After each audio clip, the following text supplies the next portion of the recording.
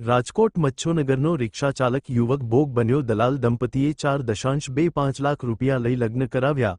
5મા દિવસે લૂંટેરી દુલ્હન ભાગી ગઈ. પૈસા લેતા હોય એવો વીડિયો વાયરલ. અહેવાલ જતીન પરમાર.